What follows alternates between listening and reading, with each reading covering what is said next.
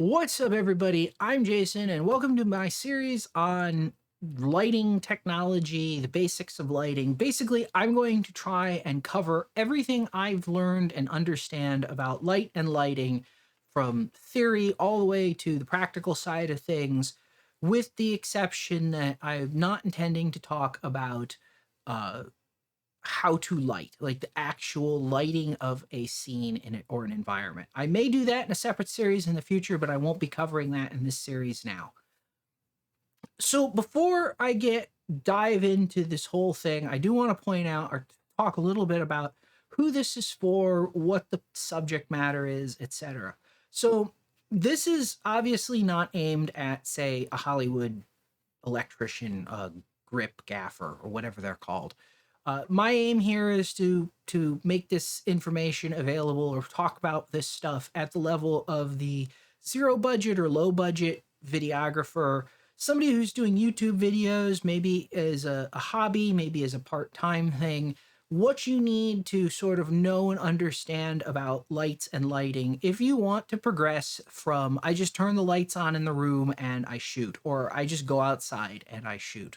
So I'm not going to be getting into super high end anything potentially. I will talk a little bit about some higher end stuff, but I'm not going to be focusing on that. The focus is going to be on helping you understand the technology, the terminology, what things to consider as you're making decisions.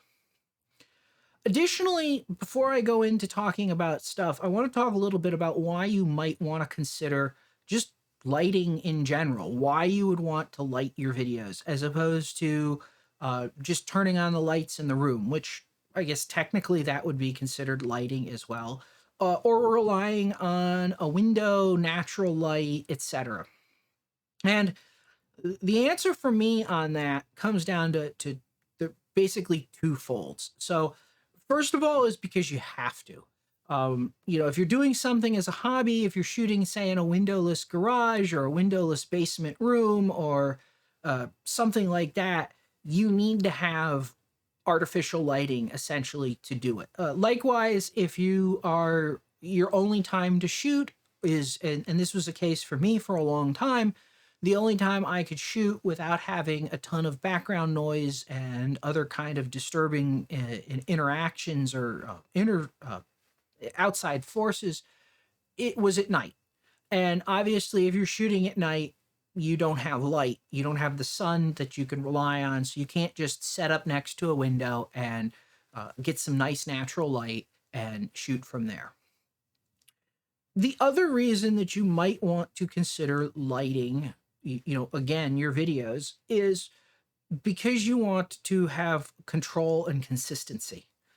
You want to have a certain look from video to video to video. You want to have that like cinematic view or that Rembrandt lighting or whatever kind of look it is that you're trying to do.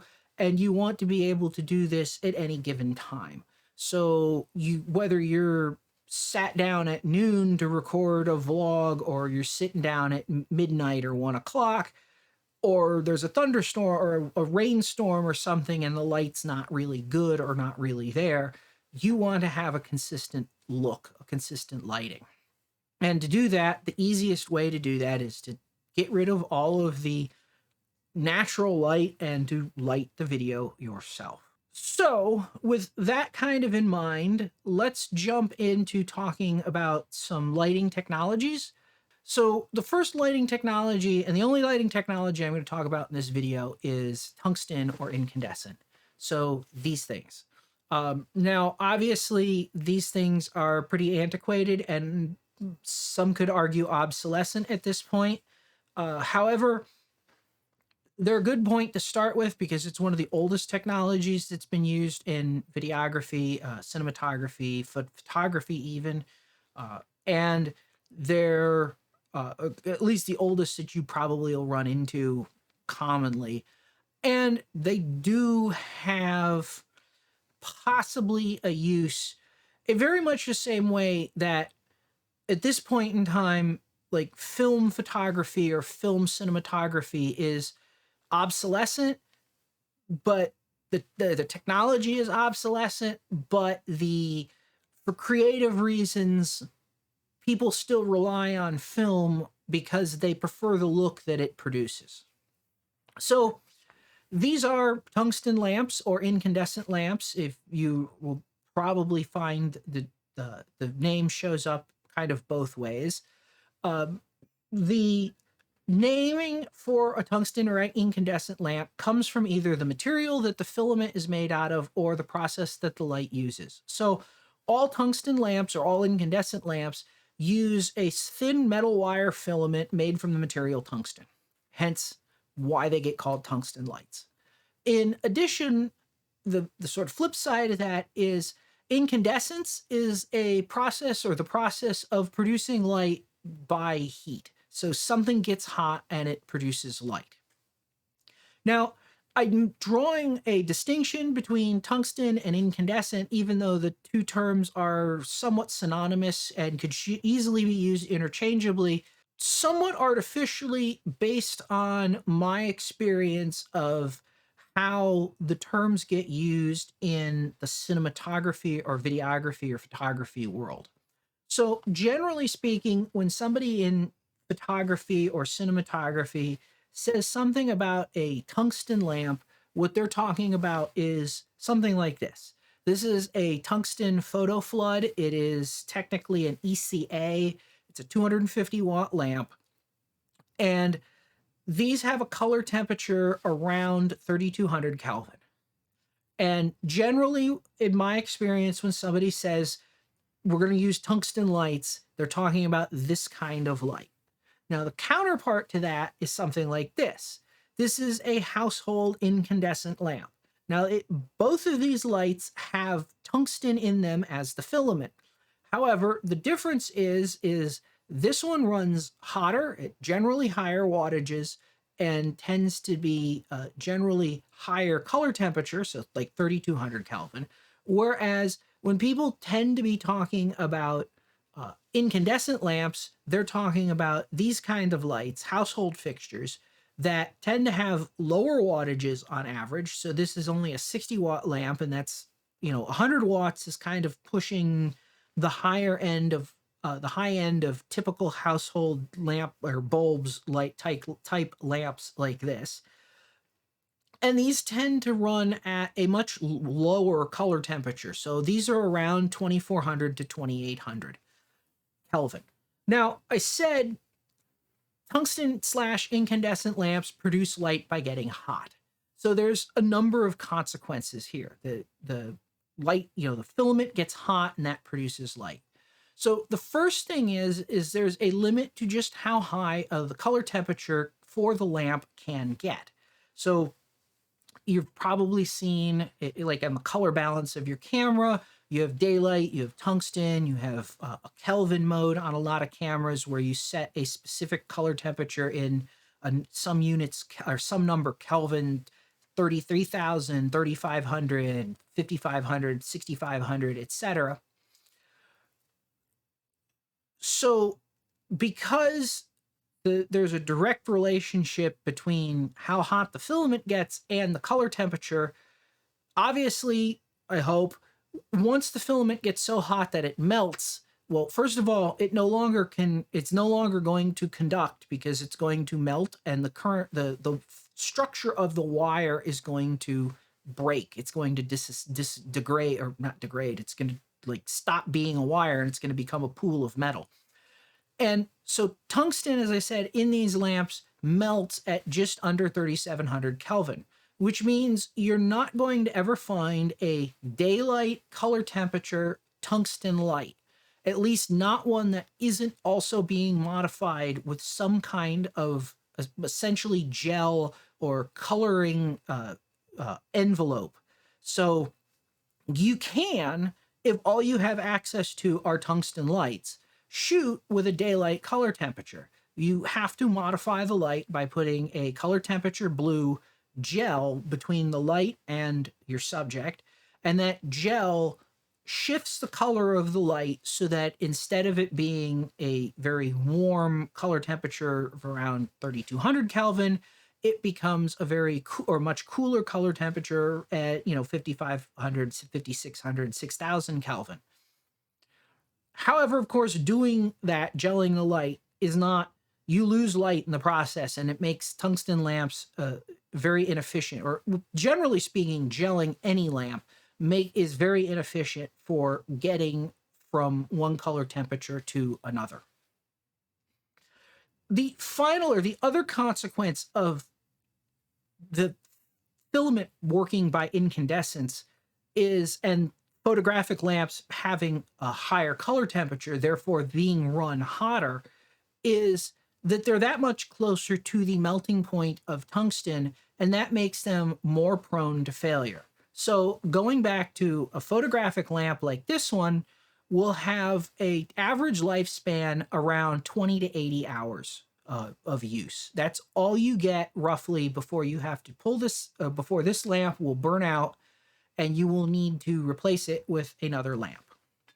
On the other hand, because they don't run at nearly as high of a temperature, a household lamp like this one, again, still using a tungsten filament, but instead of having a color temperature of around 2400 to 2800 Kelvin, or being basically 24 to 2800 Kelvin in temperature, the filament can have an average lifespan of 2 to 2.5 or even 3 years.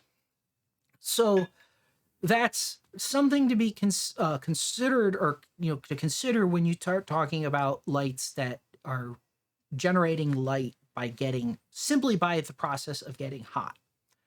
Now, I've thrown around the term color temperature a couple of times, and I've made some allusions to actual temperature, and I think this would be a good time to sort of step aside and talk about color temperature as it applies to lights and lighting. So what we're talking about here are lights that produce light, or lamps that produce light by getting something in the lamp is getting hot. And this process, as I said, is called incandescence. These materials are, what would be the fancy term for them would be black body radiators or gray body radiators. And basically what happens is the material gets hot, and it gets so hot that it begins to glow. And you can obviously then measure the temperature of that material. And this is where the whole, if you remember back to like high school physics, you probably remember at some point talking about temperatures, and Kelvin, or the Kelvin scale, came up. It's the absolute scale where 0 Kelvin is absolute zero, the coldest that anything can actually be, and everything goes up from there. And you might be thinking, well, okay, but how does this all relate? And it comes back to that hot thing.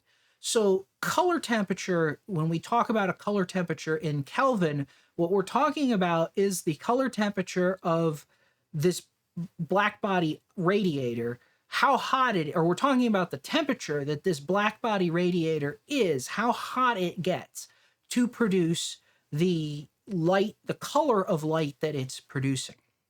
Now, one thing to be mindful of is there's kind of an inverse relationship between what we talk about when you're talking about warm and cool, between what is a warm and cool temperature and what is a warm and cool color temperature. Now, the plus side, or the good news is if you're totally just not caring about the physics, all you ever have to worry about is color temperature.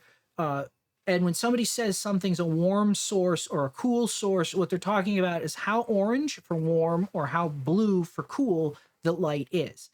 If you start thinking a little too much about it, and it can happen, you'll probably notice, that generally as the color temperature gets cooler, the Kelvin number gets higher, which means the actual temperature of the source is getting higher. So hotter things are bluer, cooler things are redder or oranger.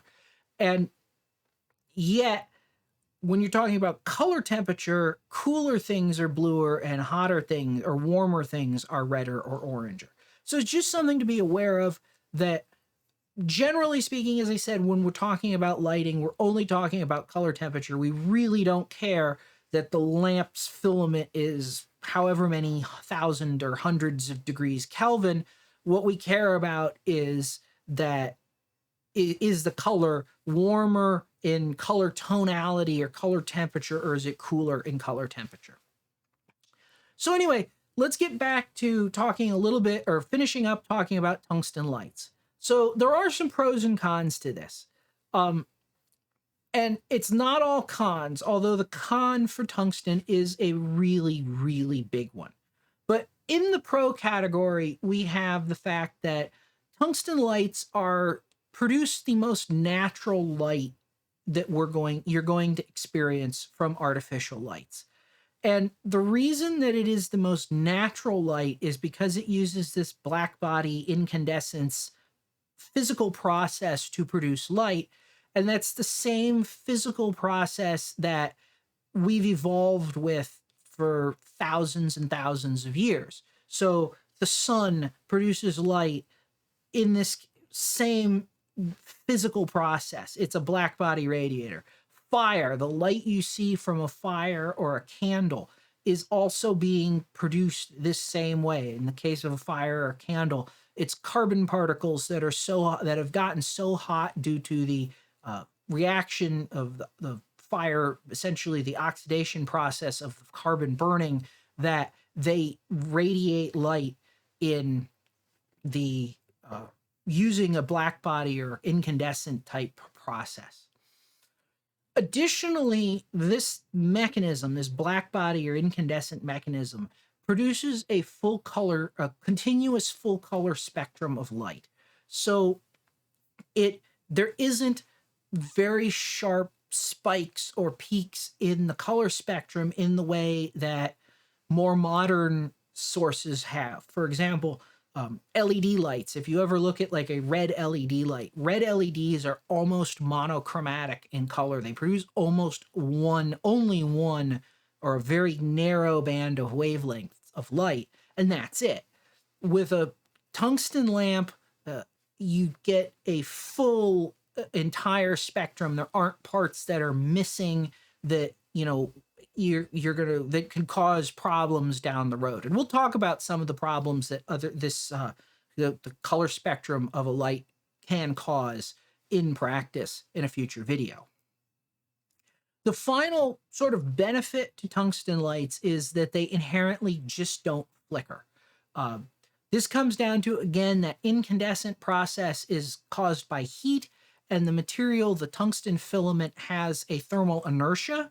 That means that it doesn't respond instantaneously to changes in current or power going through it. So if you have a tungsten lamp on an AC circuit, as you would if you plugged it into the wall, it means the lamp doesn't flicker at the frequency of the AC power in your area. And this also applies to dimming the lights with a dimmer, where even though you're cutting off power through more of that typical AC wave cycle, the thermal inertia of the filament in the light just will not cause it to flicker the same way that like fluorescents or LEDs can. So those are the pros. This brings me to the big con. And the big con of tungsten is efficiency, or the absolute lack of efficiency. So generally speaking, in a tungsten light, only about 5% of the power that goes into the light is radiated as visible light that we can use to record our images. The rest comes out as heat. So you're talking a lot of heat gets thrown out of a light. Or conversely, you're talking about needing a lot of power to get a significant amount of visible light to record with. And anybody who's done anything with video for any real length of time will know that video can be massively demanding of light due to the limited shutter speeds that have to be used, and potentially how much depth of field you want, and so on and so forth. So the consequence of what should hopefully be the obvious consequence of this huge amount of inefficiency is how much power you need to drive tungsten lights. Unlike modern LEDs, you're not running tungsten lights off of batteries. It's just not a practical solution in the vast majority of film applications. And that in turn means that if you're using tungsten lights in a film setting, you have to have either extensive on-site power, because you're going to need a lot of current capacity or power capacity to drive all of these lights, or if you're shooting, say, outside or where you don't have access to power, you're going to need portable generators. And of course, portable gasoline or petrol or diesel generators make noise, and that's a problem for audio recording. Additionally, what may not be quite as obvious is all of that heat being radiated from the light is being focused on your talent. It's being shown, focused wherever you're focusing that tungsten light to light things. And it gets incredibly uncomfortable incredibly quickly without a significant amount of cooling capacity in the environment to work in under tungsten lights. So, for example, these 250-watt lamps are what I tried to use when I first got into trying to shoot video. And my process before I completely just gave up on the idea of shooting video at all because it was so impractical and untenable for me was to run an air conditioner in the room to get the room as cold as I could get it. So like it's just as cold as the air conditioner could get the room down. Turn the air conditioner off so I didn't have noise when I was recording, and fire up the lights and start doing whatever I was going to present. And within 5 minutes at most, I would be sweating profusely from standing in front of these what amount to space heaters. And after about 5 minutes, I'd have to stop shooting. Now, as I said, I consider tungsten lights to be obsolescent. Bordering on obsolete. I can't think of a situation where I would intentionally go into shooting a scene or a setup or whatever with tungsten lights. However, there are cinematographers, for example, that shoot things in Hollywood where they have the budget to do this that prefer using tungsten for interior settings because they feel that it produces a better quality of light. And this is where I make the distinction or make the reference to film.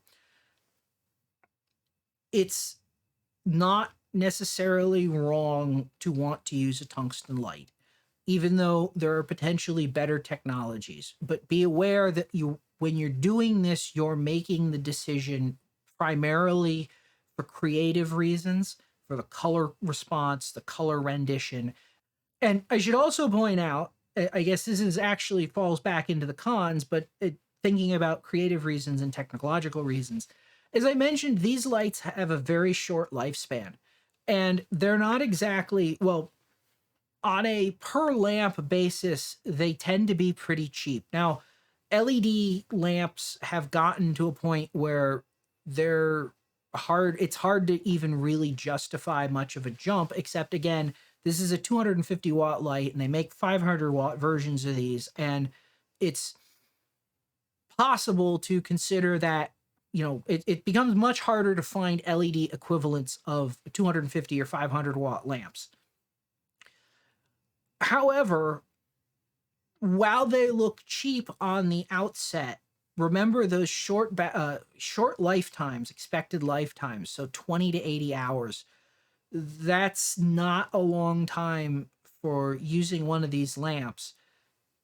There is a false economy, in my opinion, if you are not deliberately choosing tungsten for a creative reason. There's a false economy, I feel, in going with tungsten as a technology in this day, you know, as things stand now, because it might look like the initial investment is a little cheaper. It may be a little cheaper to get some fixtures, but you're going to end up paying for that many times over in the need to constantly replace lamps. So that's about all there is. I've can think of to talk about with respect to tungsten lights. If you found this useful, please consider smashing that like button. Please consider subscribing. As always, thanks for watching, and I'll see you next time.